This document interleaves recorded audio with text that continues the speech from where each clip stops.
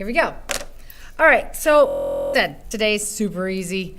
Scientific notation, you've done it, I don't know, since probably 6th grade. I think you did scientific notation in 6th grade. I know you did it last year, and I knew you do it every year in science, and you've already done it last semester in science class. So I'm going to go over it pretty quickly. Just remember that when we're writing in scientific notation, it has to be between 1 and 10. What I mean by that is the number can only have one digit in front of the decimal place. So I can't have like 25.6. It's got to be 2.56. One digit in front of the decimal.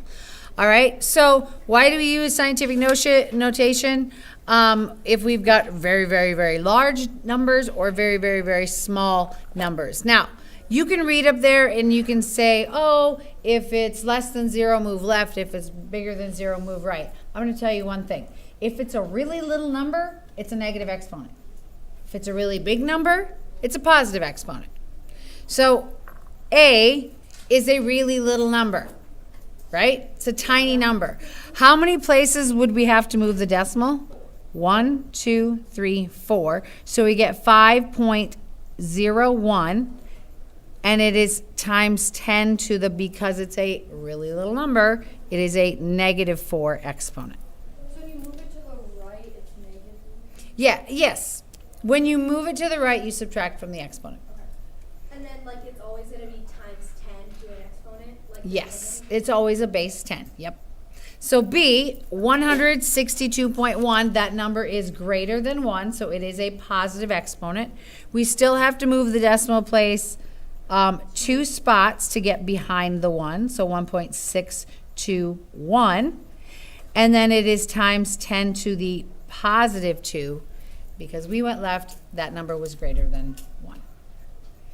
All right, letter C, one more, and it's kind of funny because even though 36 is a really simple number, I think it's always more difficult to change smaller numbers into scientific notation because it's not super obvious. But our decimal is where? At the end. At the end, and where does it need to go? Left. One spot. So it's 3.6 times 10 to the what? First, because 36 is greater than 1. You could, yeah. You could, either way, I don't care. I will put the 1, but either way is fine. Okay, so then let's go vice versa. If we're in if we're in scientific notation and we need to change it to standard notation. So again, I will say if it's a positive exponent, really big number. If it's a negative exponent, really little number. And the exponent tells you how many places we move the decimal. So in this 1 times 10 to the 6th, here's our decimal, and we need to move it 6 spots. And obviously that's a really big number, so I'm going 6 spots right. So it should be 1 million. All right, the second one doesn't even have a number. 8.31 times 10 to the -3.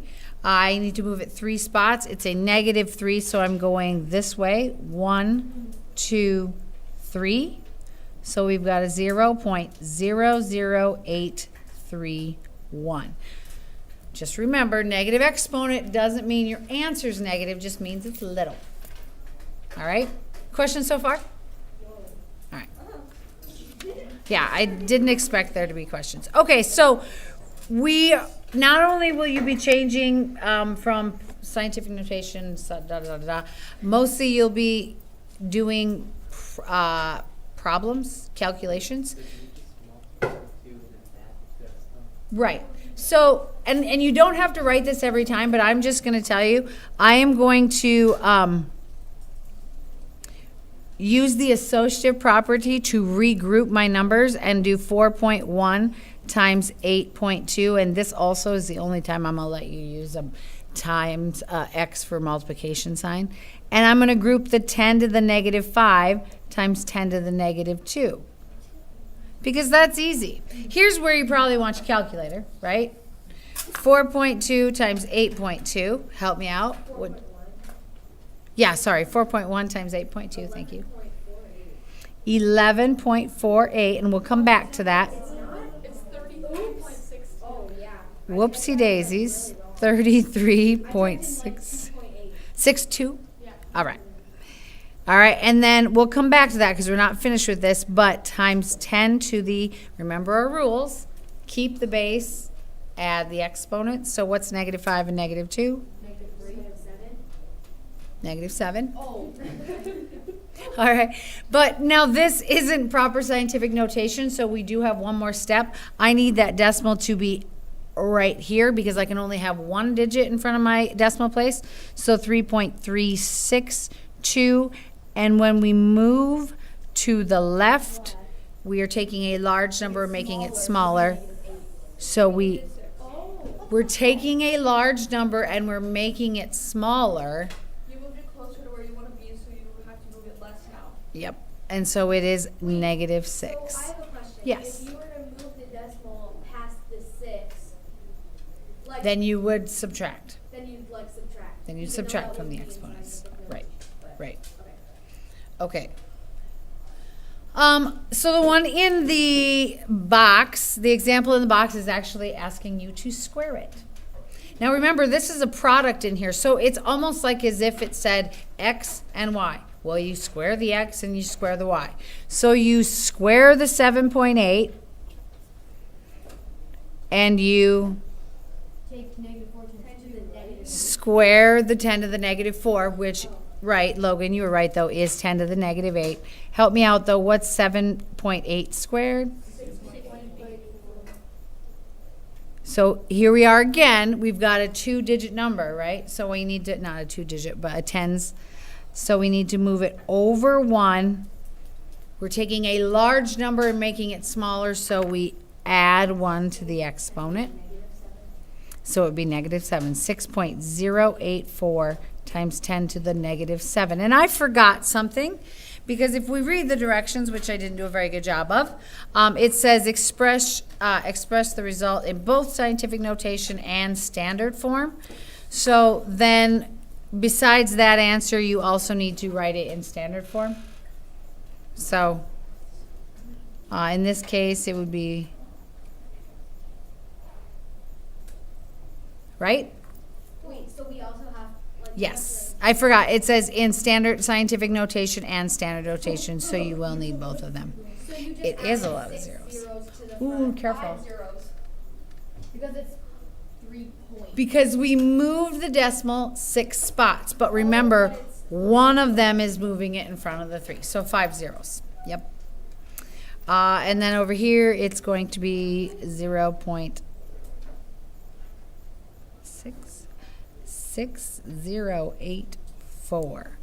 And it isn't just 7 zeros, it ends up being 6 zeros because 1 brings it here and then 6 more So then times. If it was like a +7 or a +6, does that mean you'd be moving the decimal point to the right then? Yep. It'd be like a realization? Yes. Okay. Which we'll probably do here yet. Yeah.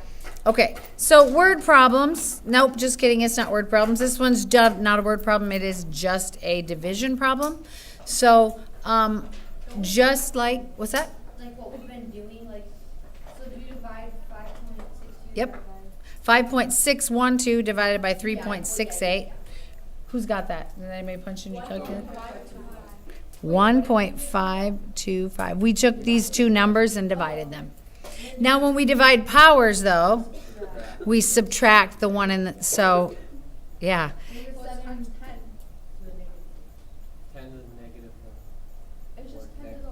It's 10 to the -1, because it's -7 minus -6, so plus 6. And then in scientific notation, done, -7 plus 6 is. -1. Oh, oops. Yeah. And so then standard notation, we just have to move it one place, and it's 0.1525. Wait, so why do you have to move the decimal at all? Because like you only have one number in the front. Correct. Yeah, because they wanted it, yeah, they wanted it in both. Yep.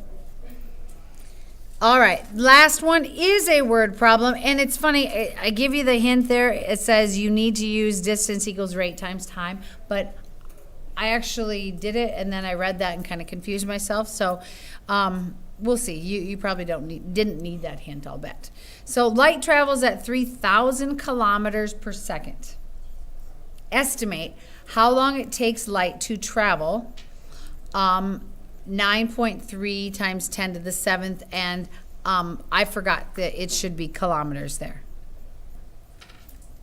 Okay, so if light travels 300,000 kilometers every second, estimate how long it's going to take light to travel 9.3 times 10 to the 7 kilometers. Did you just change that to the scientific notation and divide? I would, yeah. If you guys didn't hear Bryce, change this to scientific notation, so 3 times 10 to the 5th, right? Because you're just like moving the decimal. 1, 2, 3, 4, 5. Yep. Okay. And then it is going to, if I want this total distance and this is my speed, how do we figure out how long that's going to take? Is it just like to add them? We divide 3 them. times 10 to the 7 equals 3 times 10 to the 5th x. Right. So then, okay. So distance, I'll do it since you said it, times 10 to the 7th equals our rate, 3 times 10 to the 5th times how many seconds? So what's the step?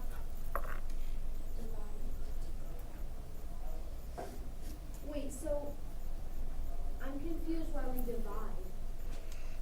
Because they give us the total distance and they want to know, and they give us how fast it was going and they want to know how long it will take.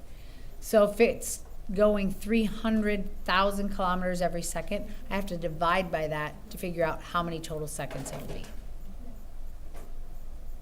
Okay. So, I used distance equals rate times time. And they gave me the distance and they gave me the rate, so in order to find time, I had to divide. oh, right. 'Cause, like, it's opposite. What? Oh, I forgot my T, thank you. It's a backwards J, all right. Anybody get that? 3.1. Times 10 to the second, and it's seconds. And if I want to also put it in standard notation, it would be about 310 seconds.